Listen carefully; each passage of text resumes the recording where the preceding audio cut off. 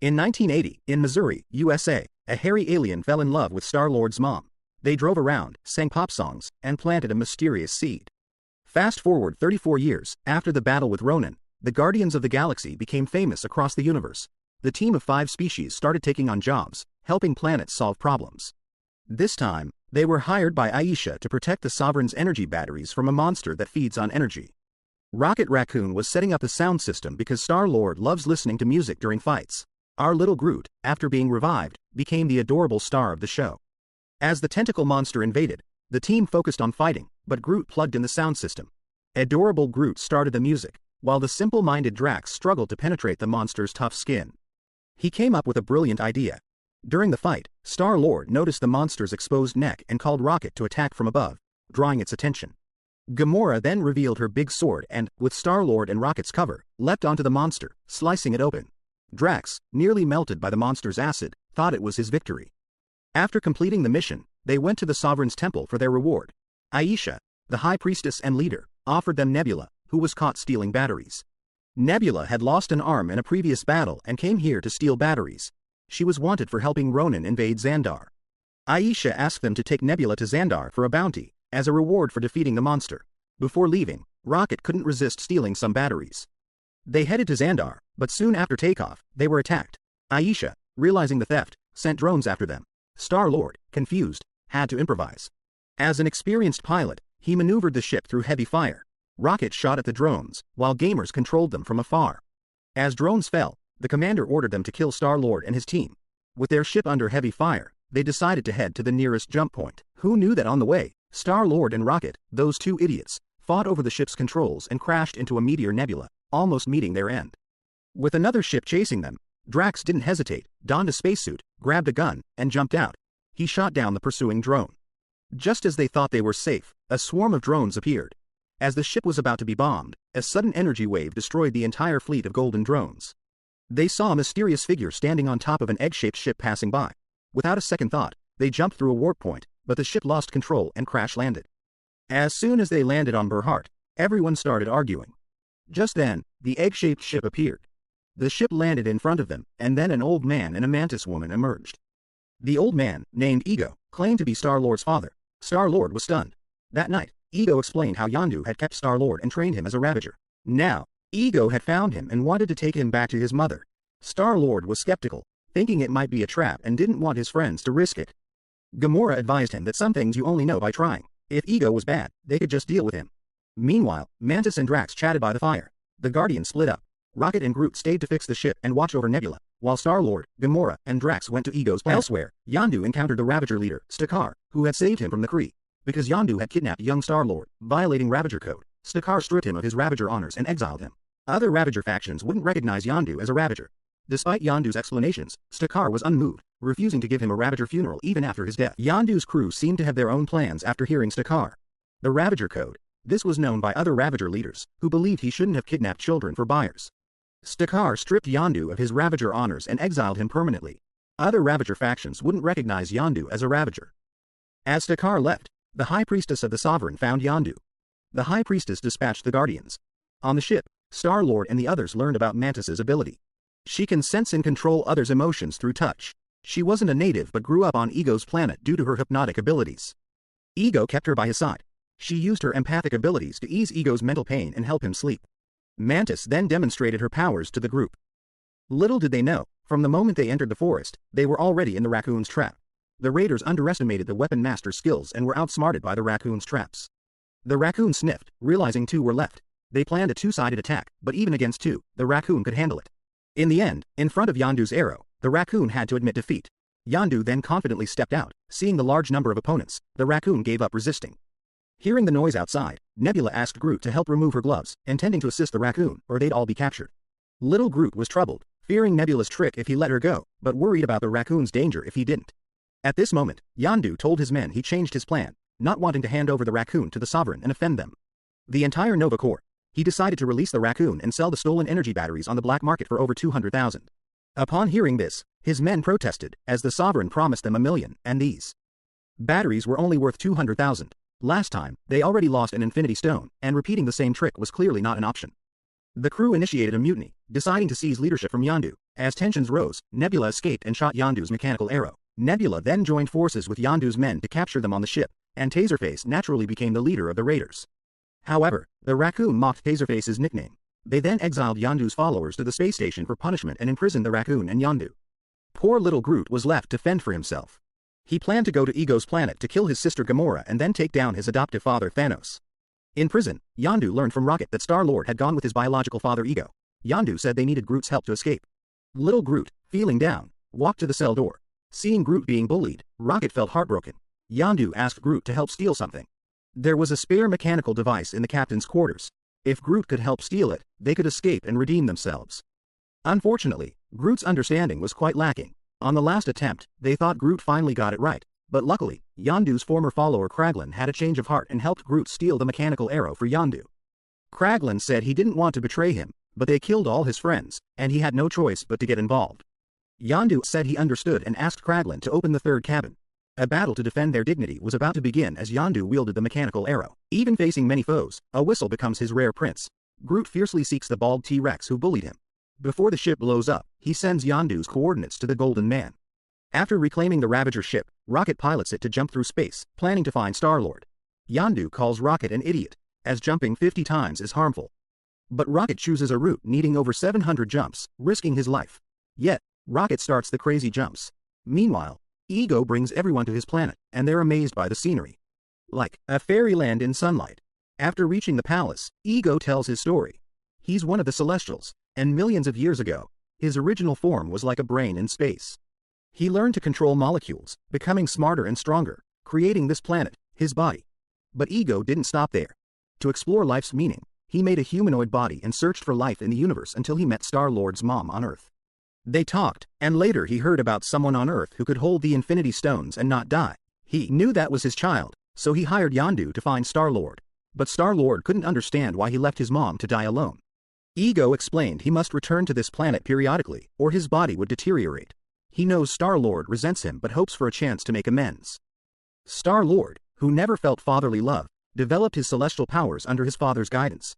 By sensing a planet's core energy, Star-Lord could summon energy. Then, Star-Lord molded the energy into a ball and played catch with his father, fulfilling his dream. This warm moment made up for Star-Lord's childhood regrets. Meanwhile, Drax and Mantis talked again, becoming friends. Drax, looking at the scenery, remembered his deceased family. Mantis sensed Drax's pain and intended to tell him something, but before she could, Gamora appeared, making Mantis hesitate. Her actions made Gamora suspicious, so Gamora found Star-Lord and told him something seemed off about this place, as if it was too perfect. She wants to convince Star-Lord to leave, but at that moment, Star-Lord is immersed in the joy of reuniting with his family. The two argue, and Gamora goes outside alone to reflect. Just then, Nebula arrives in a spaceship, attacking with gunfire. Nebula follows Gamora into a cave after the ship crashes. Gamora picked up the weapon and fought back. Seeing Nebula trapped in flames, Gamora softened and saved her. Their relationship is like Thor and Loki's, love and hate intertwined. Since childhood, under Thanos' pressure, they fought each other.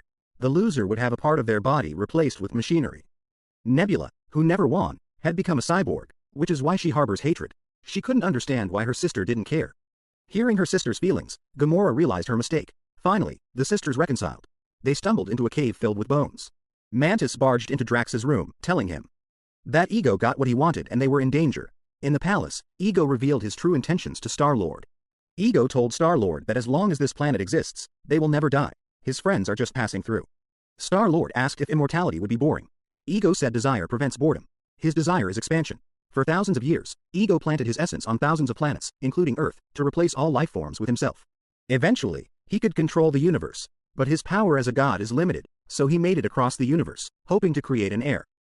This violated the Ravager's code. Ego's previous offspring were flawed, lacking his celestial genes. The bones Gamora and Nebula found in the cave were his offspring. But Star-Lord is different. Among all his offspring, only Star-Lord possesses divine power. Star-Lord was captivated by Ego's words. Under Ego's guidance, he saw visions. Meanwhile, Gamora found Mantis and demanded to know why Ego brought them here. The kind-hearted Mantis told Gamora that the bones underground were Ego's children. He wants to assimilate the universe. Now, he's trying to win over Star-Lord. Realizing the gravity of the situation, Gamora prepared to team up with Rocket. Yondu also flew his ship to Ego's planet. Let's talk about why Mantis betrayed Ego. Mantis had no education in race or society. With no other life forms on Ego's planet, her personality was a blank slate, retaining only a hint of her essence. That's why in Guardians 2, we see the somewhat naive Mantis. Even when mocked by Drax, she never got angry. From her personality, we can see Mantis is inherently kind. However, due to a lack of normal social interaction, she hasn't developed a moral compass. From a human perspective, ego is cruel, but to a being without a moral baseline, it's just the natural rule of survival of the fittest. The Mantis woman, since birth, had never seen anyone else nor formed any emotional bonds. Naturally, she didn't understand that the loss of a life affects more than just the individual. It also torments those connected to that life. Especially after repeatedly peering into the Destroyer's heart, she deeply understood how many people Yij's actions would hurt. Coupled with the life experiences of Star-Lord and others, the Mantis woman could say that in just a few minutes, she had experienced several lives. Thus, her values and moral standards were naturally established. Driven by her kind nature, the Mantis woman was unwilling to go along with Yij. Her role wasn't that of a completely independent superhero but more of a supporting, peripheral character.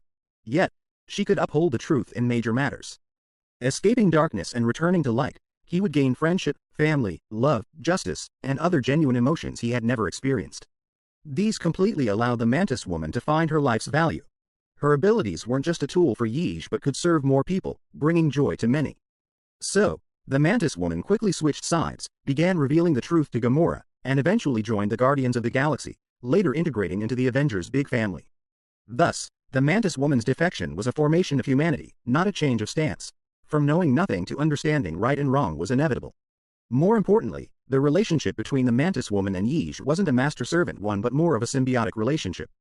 Yij used the Mantis woman to hypnotize himself and adjust his form, while the Mantis woman obtained what she needed to survive from Yij. This was undoubtedly a biological survival instinct, but as her values awakened, this fragile bond meant little to higher beings. Parting ways was expected. During Yij's brainwashing of Star-Lord, he slipped and revealed he had put a tumor in Star-Lord's mom's brain, freeing him to leave Earth. Star-Lord snapped awake. Seeing his plan exposed, Yij dropped the act. He used energy tendrils to pierce Star-Lord, absorbing his power. With Star-Lord as a battery, Yij activated seeds on Earth, ready to devour planets. Earth's life was in peril. Yij aimed to make all planets part of him. After saving Star-Lord, they returned to the ship to plan Yij's defeat. Mantis woman said they must destroy his core underground. Before they could leave, Yij's tendrils caught the ship. In crisis talks, Star-Lord realized Yondu's true motives. He had discovered Yij's use of his offspring. All was devoured, and Yondu, upon learning this cruel truth, couldn't bear to hand Star-Lord over to Ego. He kept young Star-Lord by his side, raising him as his own child. Though not his biological son, their bond was stronger than blood. To protect Star-Lord, he was willing to oppose an entire planet and bear the label of a traitor, leading to his exile. Unaware, Kraglin thought Yondu was trafficking children and broke ties with him in anger. This misunderstanding left him unable to hold his head high among other Ravagers. This was the secret he never shared with Kraglin. At this moment, Star-Lord looked at his father, feeling shattered. To completely destroy Ego, Star-Lord and Rocket piloted the ship with all their might. Upon seeing Ego's core, Rocket activated the powerful laser cannon to penetrate the exterior. However, at this moment, the Sovereign's drone army followed the coordinates of Yondu's ship and attacked. Star-Lord was forced to fight on two fronts, dealing with Ego while evading the Sovereign's pursuit. Rocket used an energy battery to create a timed bomb, hoping the explosion would trigger a chain reaction in Ego's nervous system, destroying the information. Then, Rocket and Star-Lord jumped off the ship. Ego found them, but Mantis used her powers to temporarily put Ego to sleep. Due to the narrow path to Ego's core, the task of planting the bomb fell to Baby Groot. A frantic Rocket told Star-Lord to find cover as he sealed the death button. Unexpectedly, Baby Groot couldn't wait and took the bomb himself. At this time, the Sovereign's forces surrounded Yondu's ship and began a fierce attack, causing the thrusters to fail, and then Nebula dismantled her mechanical arm and connected the ship's wires to her hand. Yondu then activated the Death Ray, clearing the area instantly. Star-Lord instructed Drax to take the unconscious Mantis away. Without Mantis's hypnosis, Ego awoke. The ground cracked, causing Gamora to fall. At this moment, Rocket landed the ship to pick them up, but Ego extended his fingers to ensnare the ship. Fortunately, Rocket activated the thrusters at the critical moment. Ego transformed into his humanoid form, showcasing immense power, even destroying Yondu's arrow. Everyone was overwhelmed by the energy. Star-Lord was struck again, and Ego continued to absorb his divine power. Seeds on other planets began to rapidly evolve. Buried under debris, Yondu reminded Star-Lord to control the energy with his heart. In that moment, Star-Lord recalled his past beautiful experiences. Yondu's words helped him master his divine power. Since Ego could use a single thought, Star-Lord, with his celestial genes, could too. Thus, the counterattack mode was activated. With Ego distracted, Baby Groot successfully placed the bomb on Ego's brain. In the end, he didn't press the detonation button, as his OCD couldn't handle the cracks. Only 5 minutes remained until the explosion. While Star-Lord held off Ego, Gamora and the others retreated to the ship. Rocket flew in to tell Yondu the place was about to explode and they needed to leave fast.